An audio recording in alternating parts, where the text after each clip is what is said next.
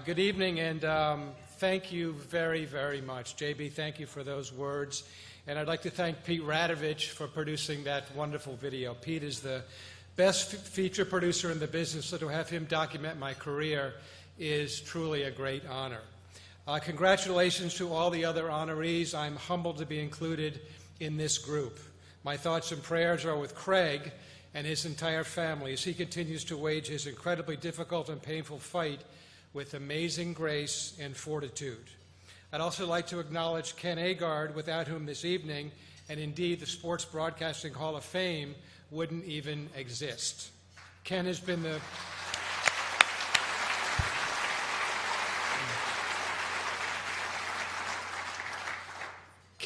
the driving force behind not only the Hall of Fame, but also the SVG Fund, which has provided such critical support to those in our industry who are truly in dire need.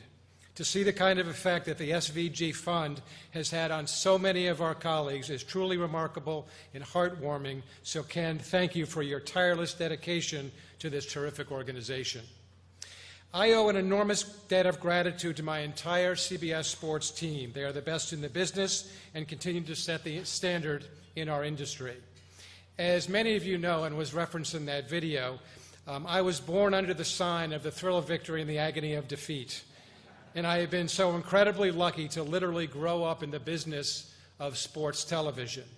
With my dad, I was able to travel as a young boy to some of the greatest sporting events in the world, watching the men and women of ABC Sports literally create the art of sports television.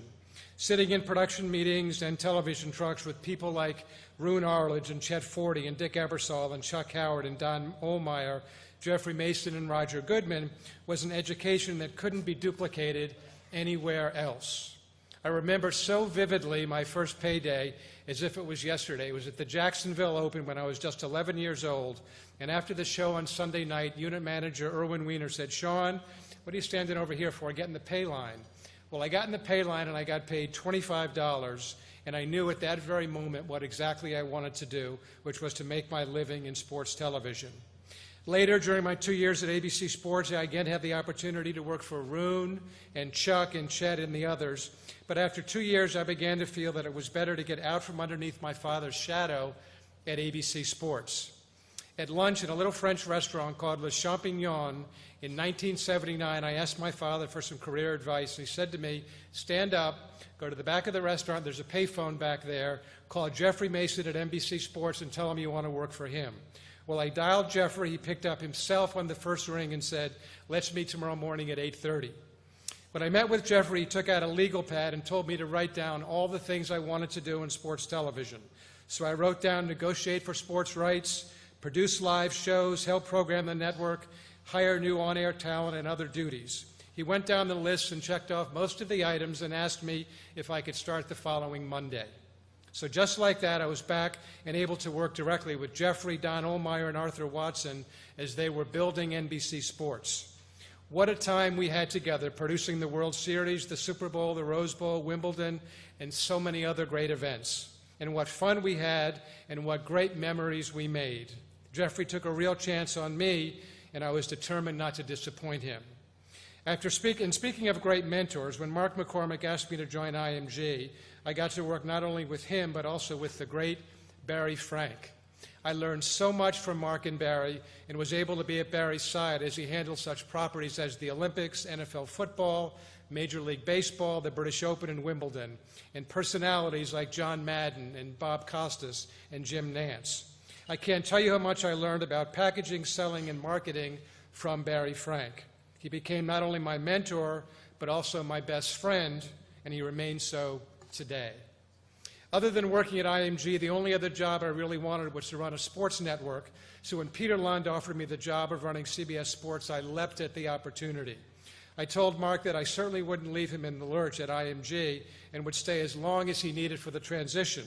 When I asked him how long that would be, he said 8 or 9 months. That was Mark McCormick for you. At CBS, I was so lucky to be able to work for Peter, who was the quintessential broadcast executive and as supportive a boss as you could ever have. And most recently, I have been so fortunate to work for Leslie Moonves, who I hope is the last boss I ever have. The faith that he put in me when he asked me to run CBS News in addition to CBS Sports is something I will never forget. I can't believe I have now been at CBS Sports for over 20 years, but working for Peter and Leslie has made it unbelievably rewarding in every way. So yes, I have been so fortunate to work in this industry for such true giants and legends in sports television. They each taught me different lessons, and we accomplished a lot together and had a whole lot of fun along the way. Not a day goes by that I don't think of my parents and the standards they instilled in me. From my father, lessons about genuineness and integrity and generosity, and from a television standpoint, good storytelling. My dad used to say, the camera never lies, it can spot a phony every time.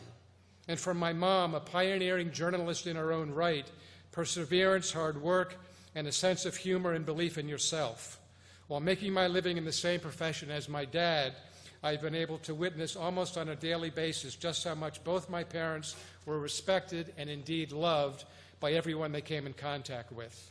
They gave me the rock-solid foundation upon which everything I've accomplished, both personally and professionally, has been built.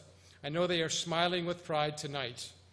And when I heard Colin's imitation of Howard Cosell, I remembered my father's favorite story. This is not in my script, and I'm going to go a little bit over my allotted time, but I'm going to tell it because I know he's listening tonight, and this was his favorite story. In the late 1970s at the Kentucky Derby, ABC had the rights, and Howard Cosell was at the absolute peak of his popularity and his dislike in some ways, but he was a bigger-than-life character. And he always had an affection for my dad, and one afternoon, it was Friday before the Kentucky Derby, my dad walked into the Brown Hotel, and Howard, as only Howard could do, was holding court. And he saw my father, and he said, there he is, the diminutive one, Jim McKay. And my father said, Howard, how are you? He goes, Jim, look at this. I've got journalists, I've got fans, I've got busboys, I've got waiters, I've got the hotel staff. They will not give me a minute's peace. They will not let me alone. In fact, Jim, in this entire city, there is not one place I can go. I can't go anywhere in this city where I can be by myself. And my father said, Howard, have you tried your room?